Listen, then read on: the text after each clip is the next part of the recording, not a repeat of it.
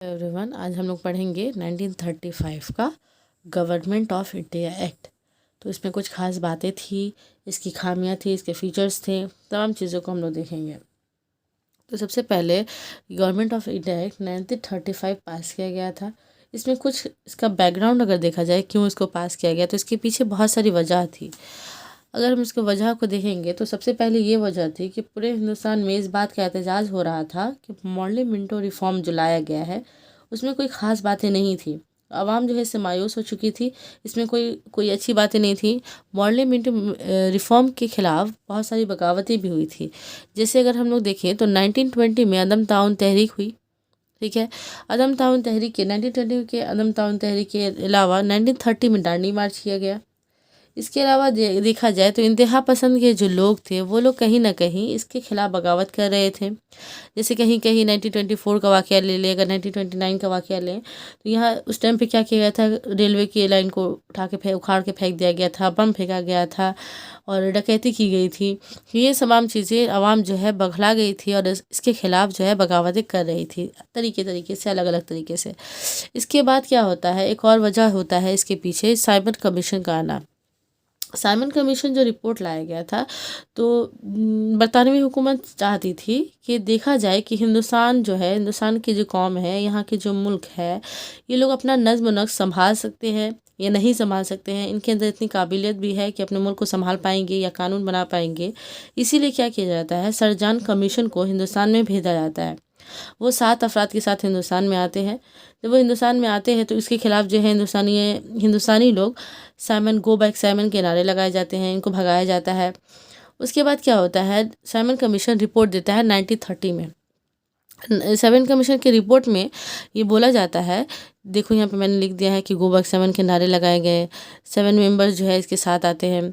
इस रिपोर्ट में वो क्या बोलता है कि हाँ, जो हिंदुस्तान है वहाँ पे वफाकी तर्ज की हुकूमत कायम कर देनी चाहिए। यानी कि हिंदुस्तान के अंदर इतनी काबिलियत है कि यहाँ पे वफाकी तर्ज हुकूमत कायम की जाए। उसके बाद क्या होता है, 1930 या 1932 में एक गोलमेज कॉन्फ्रेंस होता है। इस कॉन्फ्रेंस में हिंदुस्तान के कानूनी मसाइल को हल करने की बात की जाती है। यहाँ पे 1930 से लेकर के 1932 तक तकरीबन 3 गोलमेज कॉन्फ्रेंस बनाए जाते हैं। इस कॉन्फ्रेंस में सिर्फ इस बात पे गौर खोज किया जाता है कि क्या किया जाए, हिंदुस्तान को किस तरीके से यहाँ की हुकूमत को बेहतर बनाया जाए। साथ ही साथ यहाँ वाइट बोर्ड भी प्रेजेंट किया जाता है, जहाँ पे जॉइंट सिलेक्शन कमेटी की बात भी की जाती है। ये तमाम जो बातें थी, ये बैकग्राउंड थी, जिसकी वजह से कहीं ना कहीं ये ज़रूरी हो गया था कि एक नया एक्ट पास किया जाए जिसका नाम दिया गया 1935 का गवर्नमेंट ऑफ इंडिया एक्ट। इसमें कुछ खास बातें थी, कुछ फीचर्स थे, उस फीचर्स को देखेंगे हम लोग। जैसे क्या बोला गया कि पहला इसका जो ये था 1935 का, इसमें बोला गया कि ऑल इंडिया को फेडरल गवर्नमेंट का मशवरा दिया गया कि गवर्नमेंट ऑफ इंडिया में ये बोल दिया गया कि हिंदुस्तान एक फेडरेशन हुकूमत होगा। फेडरेशन में कहीं ना कहीं ब्रिटिश प्रोविंसेस भी आते थे और इंडियन मिनिस्टर भी आते थे। ये दोनों मिला करके ही फेडरेशन यानी कि 2 अमली वफाकी तर्ज हुकूमत की जाएगी। इसमें 2 खास बातें कही गई। पहला ख़ास बात था क्या कि हिंदुस्तान को मुत्तहद हुकूमत के बराबर समझा जाएगा, यानी कि हिंदुस्तान जो है एक मुत्तहद हुकूमत होगा। और दूसरी बात ये की गई थी कि जो देसी रियासतें हैं और जो हिंदुस्तानी सूबाई है, इन दोनों के इंतज़ामिया को बराबर किया जाएगा। देसी अगर कह ले तो गाँव वाले इलाके, ठीक है, और जो मरकज़ वाले हिंदुस्तानी सूबे थे, इन दोनों को बराबर इंतज़ामिया का हक दिया जाएगा। दूसरी खास बात अगर देखा जाए तो दूसरी बात ये थी कि यहाँ पे प्रोविंशियल ऑटोनॉमी दी जाएगी। प्रोविंशियल ऑटोनॉमी कहने का मतलब था प्रोविंसेस होंगे, यहाँ पे एक देसी रियासत होगी और हिंदुस्तानी सूबाई रियासत होगी। यानी कि एक मरकज़ी हुकूमत होगी, यानी कि 2 अमली हुकूमत की बात कहीं ना कहीं हटा करके मरकज़ी हुकूमत को ज़्यादा अहमियत दी जाने लगी थी। उसके बाद जो है यहाँ पे फेडरल हाउस की बात की गई थी। फेडरल हाउस यानी कि यहाँ पे जो सारा निज़ाम था, यहाँ पे फेडरल हाउस क्या कहा गया कि यहाँ पे जो है फेडरल हाउस का काम होगा। फेडरल यानी कि वफाकी। जैसे यहाँ पे बाई कैमरल लेजिस्लेचर की बात की गई। एक तरफ जो है काउंसिल ऑफ स्टेट होगा और दूसरी तरफ फेडरल स्टेट होगा। काउंसिल ऑफ स्टेट को हम लोग अपर हाउस के नाम से जानते हैं या फिर इसको हम लोग परमानेंट हाउस भी कह सकते हैं। और दूसरी तरफ थी जो फेडरल स्टेट, उसको हम लोग लोअर हाउस कह सकते हैं। यहाँ पे बोला गया था कि इसमें जो परमानेंट मेंबर है उनमें से 1/3 मेंबर को हर साल रिटायर्ड किया जाएगा। इसमें टोटल मेंबरों की तादाद 260 थे। उसको फिर सब डिवीज़न किया गया था, जिनमें से 156 जो होंगे वो कौन होंगे, वो ब्रिटिश होंगे, और 104 जो होंगे वो कौन होंगे, वो इंडियन होंगे। दूसरी तरफ जो फेडरल हाउस होगा, फेडरल स्टेट जो होगा, उसमें जो है 375 मेंबर रहने की बात की गई थी, जिसमें कहा गया था 250 मेंबर जो होंगे वो ब्रिटिश होंगे और 125 जो होंगे वो क्या होंगे, इंडियन होंगे।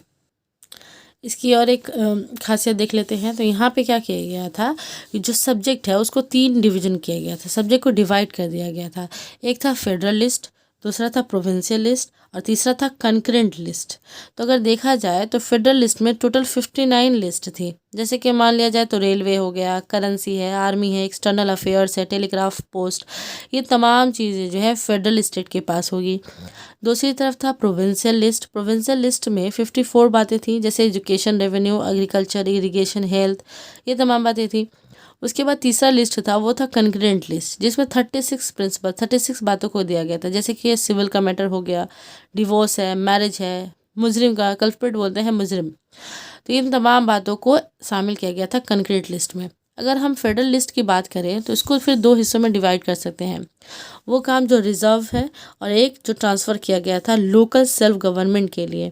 लोकल सेल्फ गवर्नमेंट में कौन कौन से काम थे, जैसे फॉरेस्ट हो गया, एजुकेशन है, हेल्थ है। और दूसरी तरफ गवर्नर जनरल जो काम करेगा, जो रिजर्व काम है, जैसे कि डिफेंस हो गया, प्रेस है, जस्टिस है, एक्सटर्नल अफेयर्स हो गया, टैक्सेशन हो गया, पावर रिसोर्स की बात हो गई, ये तमाम चीज़ें रिजर्व में थी। इसके अलावा यहाँ और भी खसूसियत है, फीचर्स है, जैसे कि डायरकी के बाद जो हम पहले भी बता चुके हैं वही चीज़ है, डायरकी की बात की गई थी। रिटेंशन ऑफ कम्युनल इलेक्टोरेट की बात की गई थी। बोला गया था जो इंडियन काउंसिल है उसको एबोलिश कर दिया जाएगा। 1935 का जो ये एक्ट लाया गया, इसी के तहत बोला गया कि हिंदुस्तान का जो इंडियन काउंसिल है, यानी कि वज़रात ऑफ काउंसिल, इसको क्या किया जाएगा, ख़त्म कर दिया जाएगा। साथ ही साथ यहाँ पे एक और बात बोली गई थी कि फ़िरका वाराना इत्तेहाद किया जाएगा, इंतखाब किया जाएगा। जैसे 1935 में बोला गया क्या कि जो फ़िरका वाराना है, जैसे कि हिंदू है, मुस्लिम है, जैसे कि सिख है, ईसाई है, हरिजन है, इन तमाम लोगों को अलग-अलग कर करके वोटिंग सिस्टम करने की इजाज़त दी गई थी। इसके अलावा हम बात करें अगर, तो फेडरल कोर्ट की बात की गई थी कि यहाँ पे जो है वफाकी अदालत की जाएगी। 1935 के इसी एक्ट में फेडरल कोर्ट की बात की गई थी। इसमें क्या किया गया था, एपीलेट ज्यूरिडिक्शन की बात हुई। इसमें क्या किया गया और बोला गया क्या कि एक जस्टिस होंगे जो कि चीफ जस्टिस कहलाएंगे, और दूसरा जो है 2 जस्टिस होंगे। जैसे कि अगर देखा जाए तो फर्स्ट चीफ जस्टिस की बात किया है तो मॉरिस गायर की नाम ले लेते हैं, और 2 जो चीफ जस्टिस की बात की जाए तो उसमें से एक होगा जो इंडियन होगा, जैसे मुहम्मद रामराव है, ठीक है, और दूसरा जो है शाह मोहम्मद है, ये मुस्लिम थे। ये दोनों जो है चीफ जस्टिस रहेंगे। साथ ही साथ यहाँ पे 19 अक्टूबर की बात है, अक्टूबर 1937 में अदालत को लागू कर दिया गया, और इसमें अदालत के फैसले के खिलाफ जो है बरतानवी जो काउंसिल होगी वो अपील भेज सकती थी। ये बातें इसमें बोली गई। ये तमाम बातें जो है थी, ये इसकी खासियत थी। इसके अलावा इसमें क्या किया गया, रिकग्निशन दिया गया प्रोविंसेस को। प्रोविंसेस कहने का मुराद ये हुआ कि जैसे इंडो बर्मा वाला रीजन है, 1939 में बर्मा रीजन को अलग प्रोविंस बना दिया गया। जो नॉर्थ में थे, नॉर्थ इलाके में, उसमें बिहार है, नॉर्थ बिहार और साउथ बिहार, इन नॉर्थ बिहार का पूरा रीजन को 2 हिस्सों में बांट दिया, एक नॉर्थ बिहार में और दूसरा वाला जो था उड़ीसा वाला पार्ट रीजन था। इसी तरह से सिंध वाला रीजन हो गया, मुंबई वाला रीजन हो गया, इन दोनों को अलग अलग प्रोविज़न दे करके अलग कर दिया गया। अगर कहें तो सेपरेट, यही रीज़न था कि बर्मा का सेपरेट का सिलसिला जो है यहीं से शुरू हो गया था 1939 ईस्वी से। देखा जाएगा तो इसकी बहुत सारी खासियत थी, लेकिन इसको भी रिजेक्ट कर दिया गया। क्या वजह थी कि इसको रिजेक्ट किया गया? इसमें बातें ये थी कि जैसे यहाँ पे जो वोटिंग सिस्टम दिया गया था वो जिसे अलग किया गया, तीनों को, ईसाई, हिंदू, मुस्लिम, हरिजन, यूरोप, इन लोगों को जो अलग किया गया था, इनसे कहीं ना कहीं फूट डालने वाली बात हो गई थी। इसमें फ़िरका वाराना अलगगी को बढ़ावा दिया जा रहा था, यानी कि इत्तेहाद जो है इसको ख़त्म करने की बात कहीं ना कहीं की जा रही थी। साथ ही साथ जो जैसे बड़े बड़े रहनुमा, हिंदुस्तान के बड़े बड़े रहनुमा थे, जैसे जवाहरलाल नेहरू हो गए, इन्होंने कहा कि ये अगर देखा जाए तो ये गुलामी की बदली हुई शक्ल ही है, ये गुलामी ही है कहीं ना कहीं।